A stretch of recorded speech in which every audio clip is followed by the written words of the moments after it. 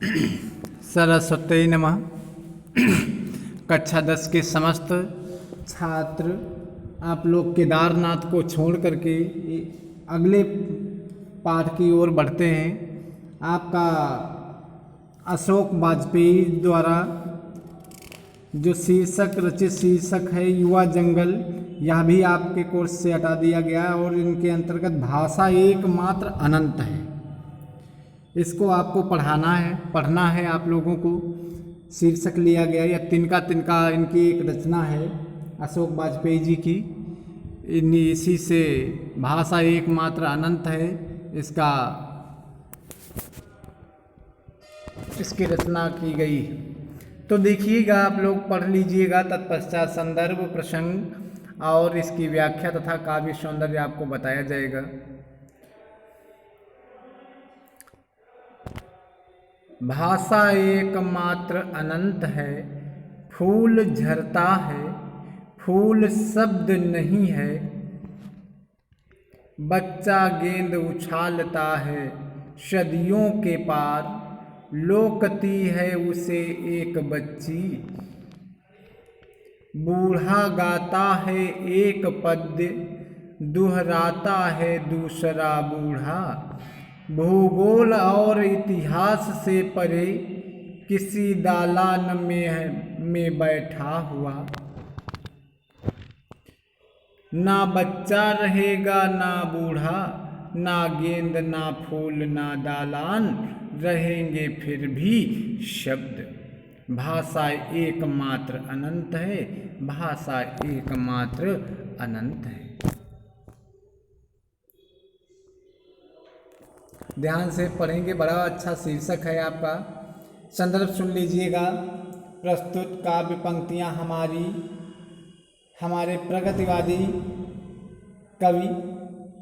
प्रगतिवादी कविता के प्रसिद्ध कवि अशोक वाजपेयी द्वारा रचित तिनका तिनका नामक रचना से भाषा एकमात्र अनंत है नामक शीर्षक से उद्गृत है। काव्य सौंदर्य है भाषा की विशिष्टताओं पर प्रकाश डालते हुए प्रगतिवादी कविता के प्रसिद्ध कवि अशोक वाजपेयी जी कहते हैं, भाषा एकमात्र अनंत है, अर्थात इस भाषा का कहीं अंत नहीं है, कभी इसका अंत नहीं होगा। तात्पर्य है, आगे देखिए, फूल झरता है। फूल कहने का भाव ये है, पुष्प पौधों की टहनियों में लगकर पृथ्वी पर गिर जाता है, किंतु वह प्रकृति में ही जन्म लेता है और प्रकृति की ही गोद में नष्ट हो जाता है। किंतु भाषा कोई फूल नहीं है बल्कि शब्द है। भाषा फूल शब्द नहीं, फूल कहने का भाव है फूल कोई शब्द नहीं है, अर्थात यह शब्द सतत है और शब्द का तात्पर्य है ये अस्तित्व है और फूल शब्द नश्वर है, ये नष्ट हो जाएगा। फिर से एक बार इसको ध्यान से पढ़िएगा।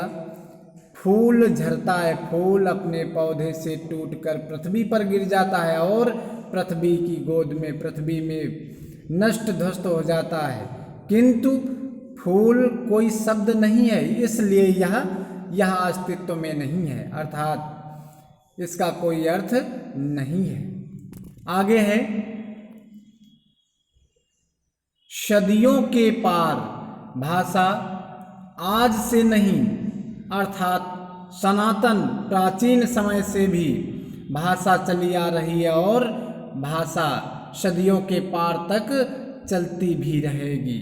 जैसे बच्चा गेंद उछालता है।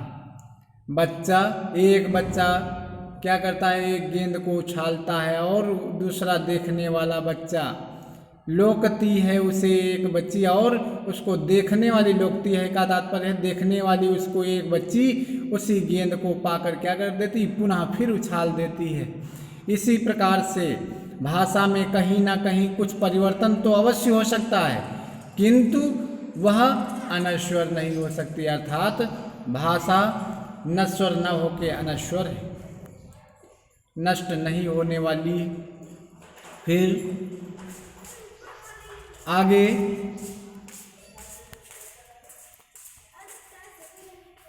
बूढ़ा गाता है एक पद, दोहराता है दूसरा बूढ़ा, भूगोल और इतिहास से पढ़े किसी दालान में बैठा हुआ।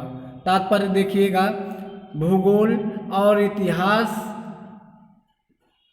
ऐसे विषय हैं, ये भाषा के शब्दकोश से भरे पड़े हैं, इसमें भाषा निहित है। फिर भी आप यह केवल भाषा, भूगोल और इतिहास तक ही सीमित नहीं है, बल्कि अन्य जगहों पर इसकी सीमितता है। अन्य सर्वत्र भाषा सर्वत्र पाई जाती है। जैसे उदाहरण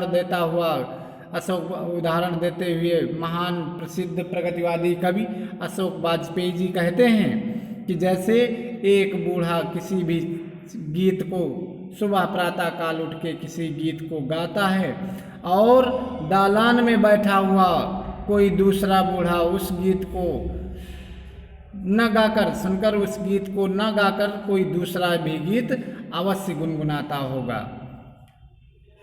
आगे न बच्चा रहेगा, कहने का तात्पर्य श्याम नारायण वो अशोक वाजपेयी जी कहते हैं, न बच्चा रहेगा, कहने का तात्पर्य न इस समस्त जीवन में ना तो बच्चा रहेगा, कहने का तात्पर्य यह है कि बच्चे धीरे धीरे वृद्ध हो जाएंगे, समयांतराल वृद्ध हो जाएंगे, और न बूढ़ा, और जो बूढ़े होंगे वो धीरे धीरे समय पाकर समाप्त हो जाएंगे, मृत्यु की गोद में सो जाएंगे। न गेंद रहेगी और न फूल रहेंगे और न बरामदा रहेगा, दालान का तात्पर्य है बरामदे से। और फिर भी रहेंगे फिर भी शब्द, क्योंकि केवल इस समस्त संसार में, समस्त विश्व में केवल शब्द ही रह जाएंगे, क्योंकि वो भाषा का एक अभिन्न अंग है। इसलिए शब्द ही शेष रहेंगे। भाषा एकमात्र अनंत है, क्योंकि भाषा एकमात्र अनंत है। अनंत का तात्पर्य है जिसका कभी अंत नहीं होने वाला है। फिर से एक बार इसको दो रिपीट कर लेंगे, सुन लेंगे अच्छे से, क्योंकि यही शीर्षक है। युवा जंगल आपके कोर्स में नहीं है, इसको हटाया गया, इसलिए हमने आप लोगों को इस पर शिक्षण कार्य नहीं करवाया है। भाषा एकमात्र अनंत है, भाषा का कभी अंत नहीं होने वाला है। फूल जो शब्द है, फूल अपनी पत्तियों, अपने पौधों से टूट करके, झड़कर इस पृथ्वी पर गिरकर नष्ट हो जाता है, किंतु और वो प्रकृति की गोद में जन्मा था, प्रकृति के गर्भ से जन्मा था और प्रकृति की ही गोद में सो जाता है। फूल कोई शब्द नहीं है जो वो समाप्त नहीं होगा, अर्थात फूल नश्वर है और शब्द अनश्वर है। और भाषा प्राचीन समय से चली आ रही है और प्राचीन समय तक और आधुनिक समय तक चलती रहेगी, किंतु कैसे, किस प्रकार से? जैसे बच्चा गेंद उछालता है, लोकती है उसे एक बच्ची, क्योंकि बच्चा एक गेंद को ऊपर की ओर उछालता है, किंतु उसको देखती हुई एक बच्ची उसी गेंद को पाकर पुनः उसको दोबारा उछाल देती है। वैसे ही भाषा प्राचीन आधुनिक लोगों के द्वारा लिखी गई, प्राचीन लोगों के द्वारा लिखी गई और आधुनिक लोग उसका सेवन करके फिर पुनः उसी बच्चे के गेंद के समान ये भाषा भी लिखी जाती रहेगी और इसी प्रकार से चलती रहेगी। आगे है, लोग बूढ़ा गाता है एक पद, दोहराता है दूसरा बूढ़ा, भूगोल और इतिहास से परे। इसका पहले अर्थ लेंगे, क्योंकि यह भाषा भूगोल और इतिहास में ही नहीं, यह भाषा भूगोल और इतिहास में ही नहीं सीमित है, बल्कि अन्य विषयों में, अन्य जगहों पर भी इसकी सीमितता देखी पाई जाती है। क्योंकि उदाहरण देते हुए अशोक वाजपेयी जी कहते हैं कि बूढ़ा गाता है एक पद। यदि कोई वृद्ध पुरुष अपने घर के किसी दालान बरामदे में बैठ करके एक किसी गीत को गुनगुनाता है और यही गीत दूसरा कोई वृद्ध पुरुष सुनकर, बूढ़ा सुनकर अपने दालान में बैठ करके वही न गीत गा कर कोई दूसरा भी गीत गाता हुआ नजर आता है। और कुछ समय के पश्चात समयांतराल न तो बच्चा रहेगा, अर्थात बच्चे जो होंगे वो वृद्ध हो जाएंगे, न बूढ़ा, और जो बूढ़े होंगे वो मृत्यु की गोद में सो जाएंगे, और न गेंद रहेगी और न ही फूल रहेंगे और न वही बरामदे रहेंगे, किंतु भाषा के अंतर्गत रहने वाले भाषा की रहेंगे फिर भी शब्द, मगर शब्द भाषा के अंतर्गत आने वाले ये शब्द अस्तित्व में अवश्य रहेंगे, क्योंकि ये भाषा का एक अभिन्न अंग है। भाषा एकमात्र अनंत है, भाषा एकमात्र अनंत है। अनंत का तात्पर्य है न अंत होने वाला है, भाषा का कभी अंत नहीं होने वाला है। अब आप लोग कक्षा 10 के समस्त विद्यार्थी इसको संदर्भ, प्रसंग और काव्य सौंदर्य आपको बताना है। काव्य सौंदर्य आप लोग देख लीजिएगा। भाषा अनश्वर है। अशोक वाजपेयी जी ने प्रस्तुत पंक्तियों से ये दर्शाया है कि भाषा सतत निरंतर रहने वाली है और सारी समस्त चीज़ें नष्ट हो जाएंगी। नंबर 2 है अनुप्रास अलंकार है,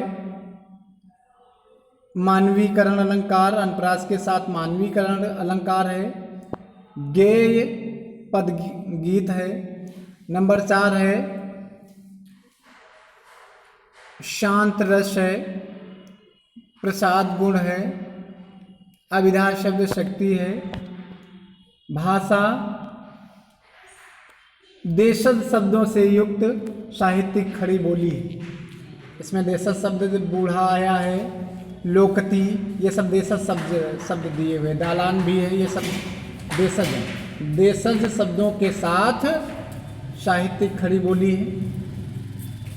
तो आप लोगों के लिए कार्य है, यहाँ आप लोग इसको पद को पढ़ेंगे अच्छे से और इसका संदर्भ, प्रसंग तथा काव्य सौंदर्य समेत व्याख्या करेंगे। धन्यवाद।